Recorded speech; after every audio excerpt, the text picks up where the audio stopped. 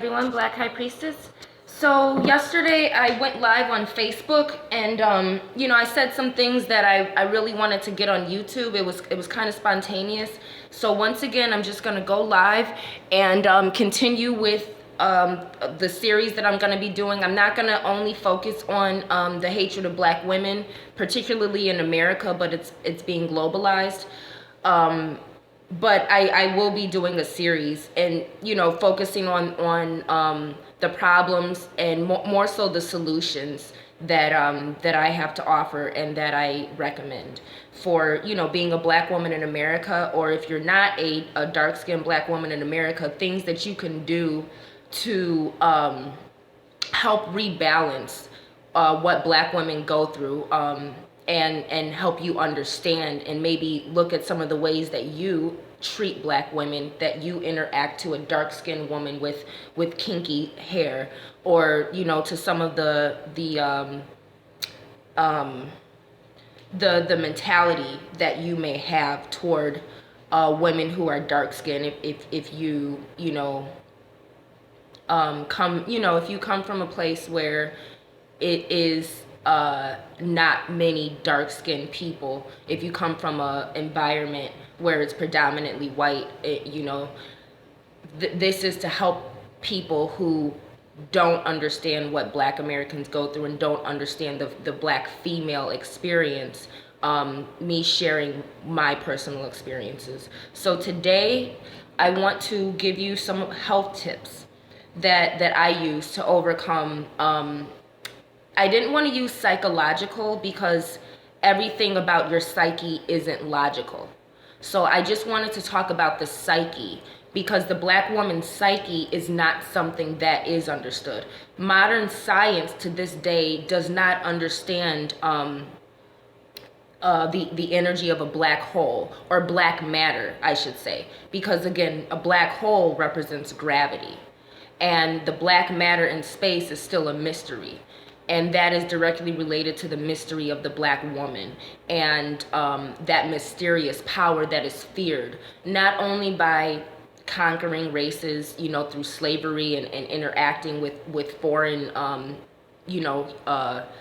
races and groups of humanity, but a lot of times coming from within our own race. And Black people who are really indoctrinated with Christianity and go along the religion of Christianity that has programmed society to demonize Black femininity and worship white masculinity, making white femininity the most divine form of femininity, and making Black masculinity a, looking at Black masculinity as a more savage and subhuman form of masculinity that needs to become divine through whiteness. Therefore, making the Black woman essentially the in a religious context, the culprit of evil of humanity, the female that is savage, and that making Black female sexuality looked at as beastly in nature, savage in nature, looked at as a Jezebel, and this is why the more attractive and you are as a dark-skinned woman with natural hair, the less Hollywood portrays that, because it is more lucrative for the Hollywood powers that be and the agendas to display Black femininity in the mammy role that it was marginalized to during slavery. I talked about this in the root work, but again, I just want to discuss psychology from a Black woman's perspective.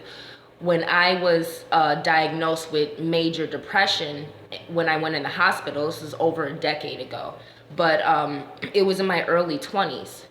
And what kind of landed me in the hospital was I had just got out of a relationship. I was dating a Jewish guy, and just really quickly, for those of you who need to understand the breakdown, a Jew is a Chemite. Chemites meaning black, meaning coming from the black land, okay, which was ancient Kemet, which has been translated in Greek to Egypt, but it still means the black land, even in that Greek translation. So a Chemite is a Jew. A Semite is a Jewish. Semite meaning semi. Semi means half and half. So a Chemite is an original black Jew. A Semite is mixed with what you may call Hyksos, or mixed with recessive Caucasian, Czar. You know, a lot of the false Jews are Caesarians. So just really quickly, that's important to understand. Semites and Jewish does not mean you're an original Jew. It means you're kind of Jew, or you're half Jew, or you're like. Ish meaning like, coming from Yiddish. But again, I was dating a Jewish man, and who, long story short, informed me that, even though he was in love with me, I was not appropriate to bring home to his mother.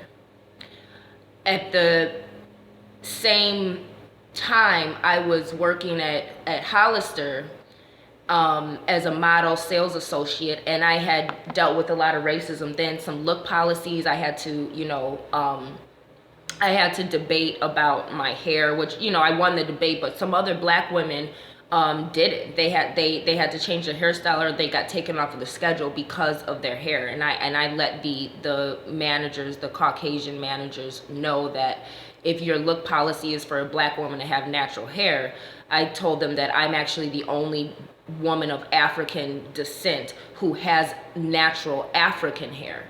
I said, if you want us to have natural hair, it has to be natural according to your ethnicity. And I was the only black woman who had natural African hair. The others had unnatural African hair. And so therefore I explained to them that, my hairstyle at that time, which was a fro, which I had locked up myself into 2-strand twists. I had done it with extensions, and that is when I started locking up that year. So I was going through my transformation, but I was also going through the realization that black men don't really respect you or see value in you, and neither will men of other races, because even though they may enjoy you in a sexual fetish, they are still not going to give up their social privileges to love you, any more than a black man who climbs a social ladder will give up the social privileges he has achieved to love a dark-skinned, natural-haired woman who is spiritually activated with voodoo, least of all. Because sometimes it goes beyond your phenotype. It is about how activated that your energy is. And when you do really have root work, when you do practice your spirituality and your melanin is activated, your third eye is activated, and you have the electromagnetic energy field that coiled locks carry, you become public enemy number one in a society like America that runs and is operated and functions off of white supremacy and black labor.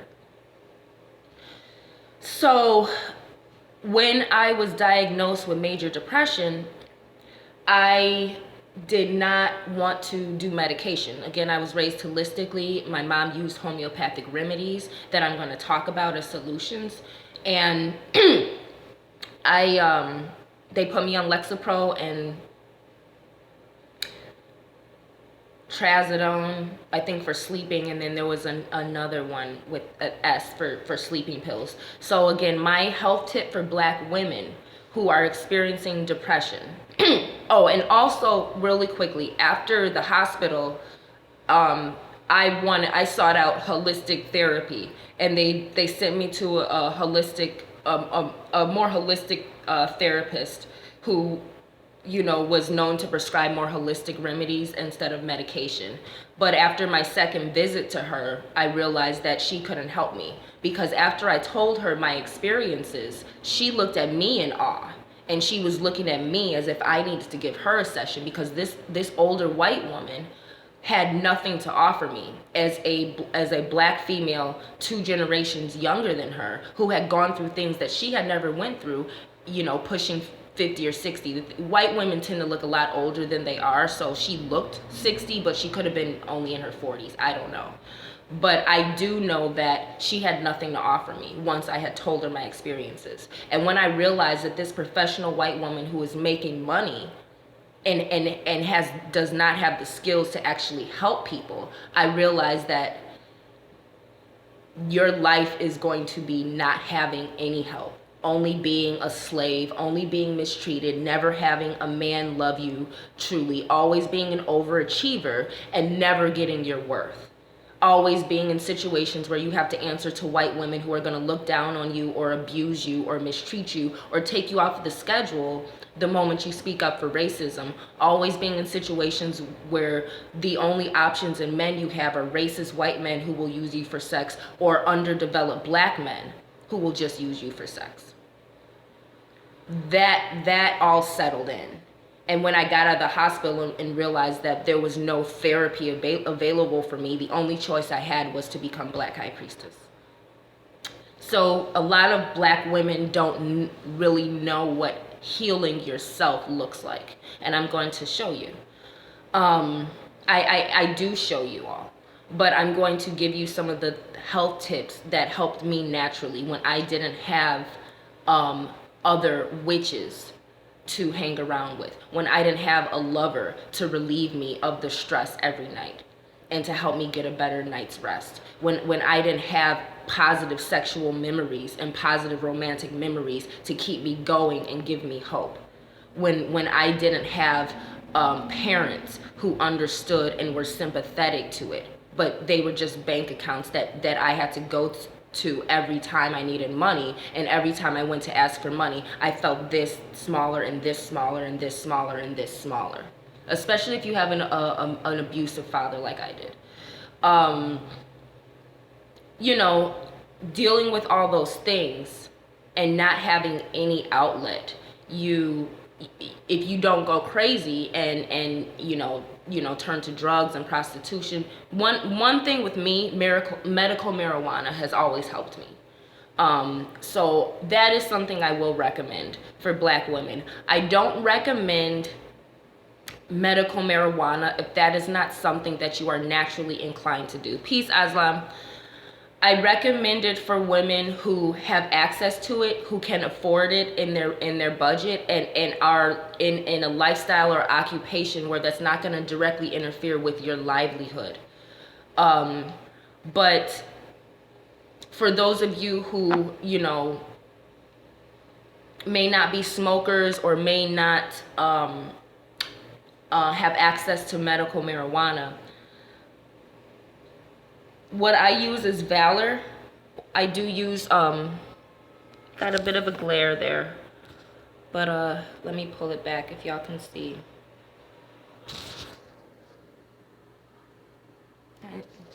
Sometimes it doesn't show again. Sometimes the mysteries don't always want to be revealed.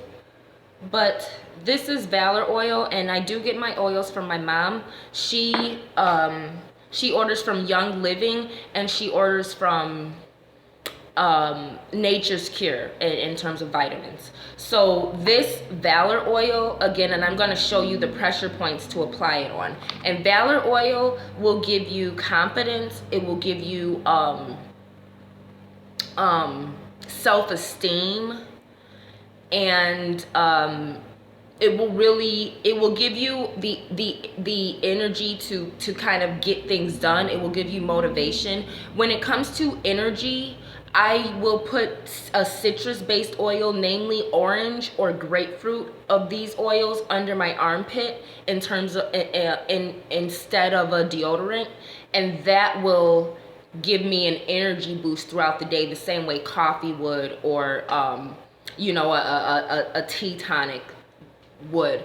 But this will give you more focused energy that will give you motivating energy to pursue your goals, essentially. So those are things that this will do. And the main points you want to apply, you want to put it behind your ears. Okay, with Valor, especially with this one. And I do recommend you getting muscle tested. For those of you who are not familiar with muscle testing, it goes off the electric synapse of your muscle, and if your muscle strengthens or weakens when pressure is applied, it is your body responding to the question, letting you know essentially a yes or no.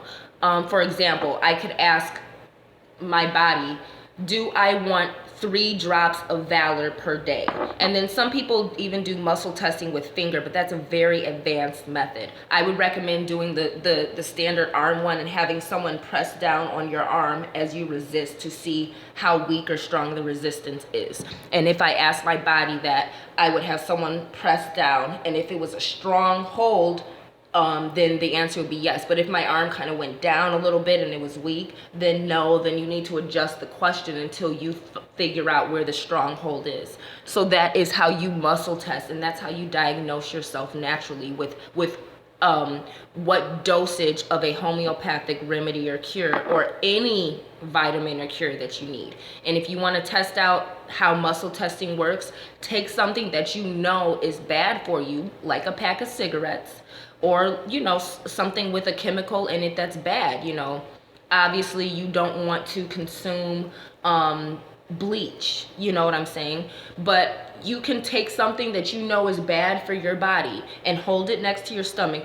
Again, muscle testing, you always want to keep whatever you're testing on your navel, so it is interacting with your body.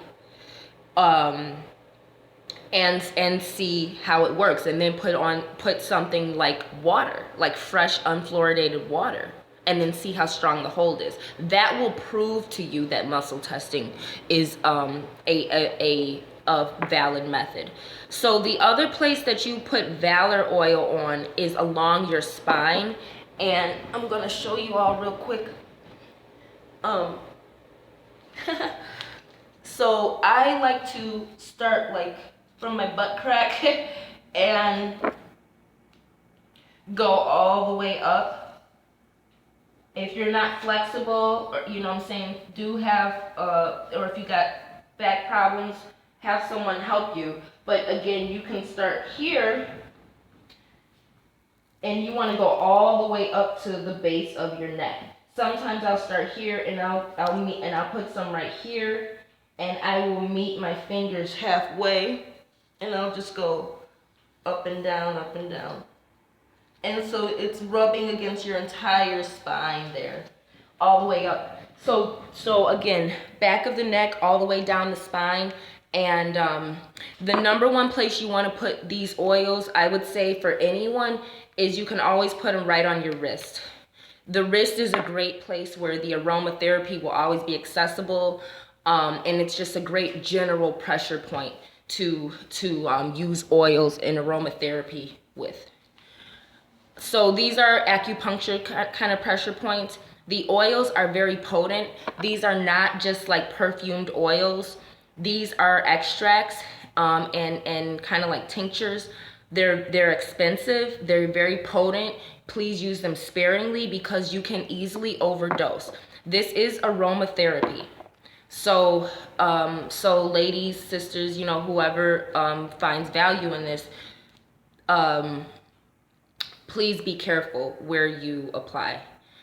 So that is one of the health tips that I would suggest. I also did want to plug the Sol Oshun products, keeping it natural. This is a Sol Oshun product I use here, and this is her Jazzy Fresh deodorant, and it is basically just like almost like a kind of a waxy pomade, but it's got all natural ingredients, and jasmine is the main active ingredient in it, or the deodorizing, because antiperspirant is not good for you. It keeps in the toxins and can cause breast cancer eventually by doing that. But I use natural deodorant. I don't use antiperspirant. I don't use fluoridated toothpaste. I will use Tom's, or, I'm actually going to see my mom right after I do this upload. She does Jehovah's Witnessing in the train station. So I'm going to meet her there, and I'm going to get some oregano oil because I use hydrogen peroxide to rinse my mouth and baking soda to brush my teeth, and I'm gonna get some oregano oil from her. I usually put oregano in my pasta sauce a lot, but the oil will be good for teeth as well, especially now since I'm trying to avoid some teeth problems until I can go to the dentist. So that's another health tip. Your teeth do affect your bones and everything as well. So do keep natural things going. Natural deodorant, natural toothpaste, natural toiletries, ladies, all of those hygienic things. Keep it as natural as possible. Even with my hair, you know what I'm saying? I did an upload on Facebook, which I can put under here, about how I maintain my hair. Another health tip for Black women is, again, like I said, when you are seeking psychological health, or health with your psyche, because psyche deals with your mental, emotional, and your biological health, dealing with balancing hormones. Apple cider vinegar is great for balancing your hormones, and balancing your pH balance as women. So apple cider vinegar will help you avoid the breakouts, will help you avoid anything with candida, that causes like breakouts or eczema or things like that. But those things are often related to our hormones, especially when we come around our period and we start purging emotions that our period is designed to release. When you're a Black woman and you're in a society where people can shun you or look negative, and you're in corporate America, black men and women are very disrespected. The darker you are, more natural you are, the more cultural or Afrocentric you are, the more you're kind of shunned. And a lot of Black people will kind of shun you too, just to get brownie points from the white people who just kind of see you as just labor, you know what I'm saying? And a lot of times in corporate settings, if you're a dark-skinned Black woman, especially with natural hair, a lot of the Black men will bash you or mistreat you, and just to cozy up to the white people. So this is certainly not everyone's experience, but I'm letting you know the things that I experience, especially being a very attractive dark-skinned woman. White women really go out of their way to overshadow me, to exclude me, to make sure that the men, they'll literally come in between conversations. Literally, I could be talking to a Black man or a white man or any race of man, and white women, white coworkers really will literally just come in front of me like I don't exist and start talking to him. This is something normal. So white women, you do this. Black women, white women do this to you. I'm not dividing women. I'm letting women know that the Black female experience is something that most white women wouldn't last 3 seconds experiencing in America. And I'm letting you all know what, Black female health looks like when you don't have men to protect you. And, with me, I recommend you finding a Black man or Black woman, especially probably a woman if you're a Black woman, who can help you as a therapist if you need counseling. Because white people cannot help you if they have not actively been living a life to help the oppressed.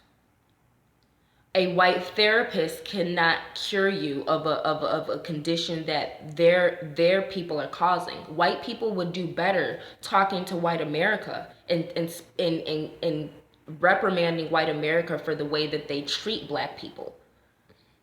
But when you need someone to understand your experience and not just whitewash it or not just medicate it, you need to talk to sisters. So my recommendation with that is follow sisters or seek out sisters who have a history of elevating Black women.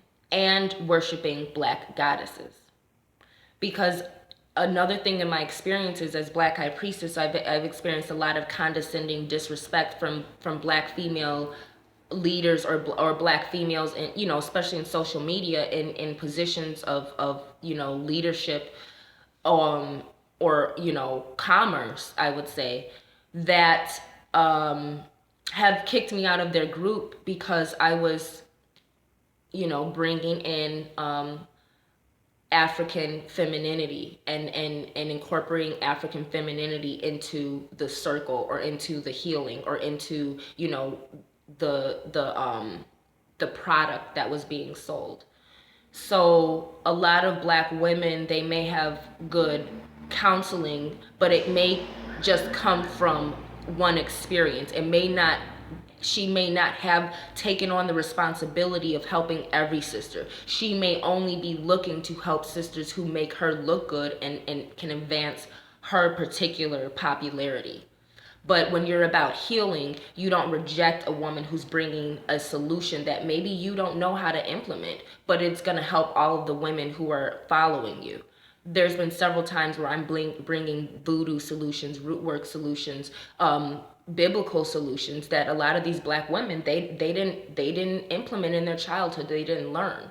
So they started to compete with a younger, prettier, dark-skinned woman who had more wisdom than they actually had at a far younger age, because of the women that I invested in learning from, instead of these women who got on a soapbox because of one situation and didn't think about the responsibility it takes to have especially younger women following your lead.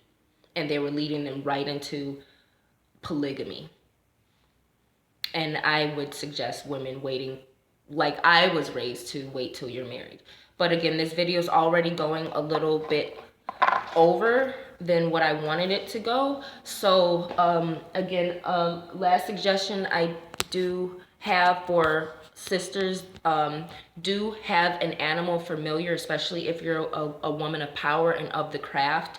You can't relate to people a lot. And there is a program in America to ostracize you, and to essentially kind of eliminate the Black woman in terms of her value. And that starts with Hollywood, media, propaganda, hip hop music, all of these things that take away the value of Black femininity in its original form. All right, so make sure you have animal familiars and stay close to other sisters and brothers who have proven to be friends in your life.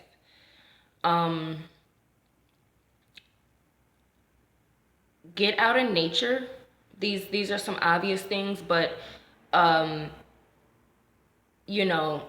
you come from abusive relationships, or when you, as a Black woman, most of your experiences have been at the hands of other Black men molesting you, child abuse, rape, abusive relationships, domestic abuse, or just the exponential influx of Black men bashing Black women in social media. Even as a Black dark-skinned woman, sometimes you can't even turn on your social media without seeing Black men, not the celebrities who clearly disapprove of dark-skinned women, but then you go on social media and see how many Black men at the ground level agree with that and disapprove of dark-skinned women and bash, and there's no protection because social media promotes the bashing of the Black woman, as well as Black people bashing each other. But again, you don't see Black women being elevated in social media and Hollywood the way Black men are. So at this point, Black women do not have allies. The Black man is no longer an ally to the Black woman. Some Black men may serve as allies and warriors, but in general, the Black man is programmed to be an enemy of the Black woman now in America. And again, like I said, with the root work, the Black man essentially has sold out. So when you're a dark-skinned Black woman, and every time you go out into the world, you you don't know who's gonna take something from you and get away with it, or what white woman is gonna do something evil to you and get away with it because white men support that, or what black man is gonna, mistreat you and get away with it just because he can, you know what I'm saying? Or, you know what I'm saying? It's a stress, it's an anxiety level. And black women a lot of times hide our pain and anxiety because we're considered masculine. We're considered strong. We're never considered beautiful. We're considered strong. And so when you're trying to be strong and show everyone that you're strong, because black women don't break down because we're so strong, black women do break down. And it turns into psychological damage and going crazy. And our strength allows us to deal with situations where we don't have a man rubbing our feet and doing all of these things simply because our skin is dark. No matter what you have to offer, if your skin is dark, you don't deserve a husband. That's what society tells the black woman. You are not worthy of a husband. You are the backbone of America, but you are not worthy to be loved and to have someone make love to you because you're ugly. The only thing you can do is become a man and be a servant and watch white women benefit from all of your hard work.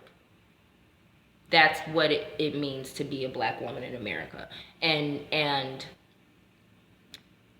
that is not everyone's experience, especially if you're lighter skinned. You're definitely told that you're the standard of beauty in the black community through media. But it goes beyond the aesthetic. It is the actual way that you're treated, that you're devalued.